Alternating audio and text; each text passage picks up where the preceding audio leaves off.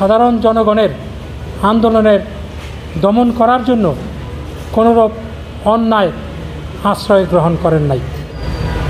আইনের 4-2 ধারায় অভিযোগ আনার জন্য বিগত দিন প্রসিকিউশন পক্ষ আদালতেও প্রস্তাবনা রাখেন।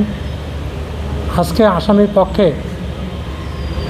এই অভিযোগ গঠন হবে কি হবে না সেই ব্যাপারে বক্তব্য রাখার যে আইনি বিধান আছে সেই বিধান প্রতিপালন করতে যেয়ে আমি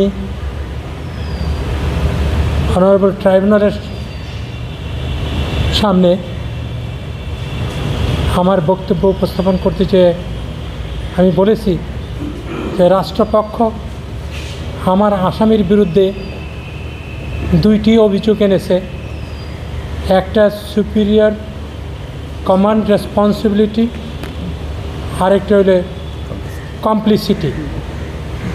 অর্থাৎ উনি সুপিরিয়র কমান্ড রেসপন্সিবল হওয়া সত্ত্বেও উনি যে দায়িত্ব পালন করেছেন বিগত যেই জুলাই আন্দোলনে, তাতে করে অনেকে হতাহত হয়েছেন। সেই অভিযোগের প্রেক্ষিতে আমি আমার জবাবে বলেছি রাষ্ট্রপক্ষ এই অভিযোগ প্রমাণ করার জন্য আদালতে যে সকল তথ্য উপাত্ত উপস্থাপন করেছেন তার অংশবিশেষ আদালতের দৃষ্টি আকর্ষণ করে বলেছি সুপিরিয়র রেসপন্সিবিলিটি প্রমাণ করার এমন কোনো তথ্য উপাত্ত রাষ্ট্রপক্ষ ওনার বিরুদ্ধে উপস্থাপন করতে পারেন নাই। আর দ্বিতীয় যে চার্জ কমপ্লিসিটি, ওনার যে সম্পৃক্ততা এই ব্যাপারেও কোনো তথ্য উপাত্ত আনতে পারেন নাই। বরঞ্চ আমি ট্রাইব্যুনালকে হাসানুল হক ইনুর সাথে মাননীয় প্রধানমন্ত্রী শেখ হাসিনার যে টেলিফোনিক কনভারসেশন, সেখান থেকে আমি উদ্ধৃতি করে দেখিয়েছি যে ওনাদের কনভারসেশনে স্পষ্টত ওনারা বলেছেন যারা আন্দোলন করছে তাদেরকে ঘরে ফিরে যাওয়ার জন্য আহ্বান করতে হবে, যাতে আন্দোলন বেগবান না হয় সেজন্য কারফিউ জারি করে, যাতে করে মানুষ আনরুলি না হয় এবং সহিংস কোনো ঘটনা না ঘটাতে পারে, সেই জন্য হাসানুল হক ইনু শেখ হাসিনাকে পরামর্শ দিয়েছেন।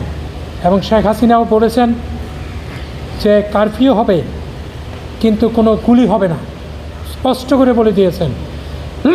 এবং বলেছেন কেউ যদি কোনো ভায়োলেন্ট অ্যাক্ট করে তাকে অ্যারেস্ট করা হবে, থানায় নিয়ে যাওয়া হবে, টেলিভিশনে প্রচার করা হবে যে তাকে অ্যারেস্ট করা হয়েছে, কিন্তু কিছুক্ষণ পরে থানায় রেখে তাকে ছেড়ে দেওয়া হবে।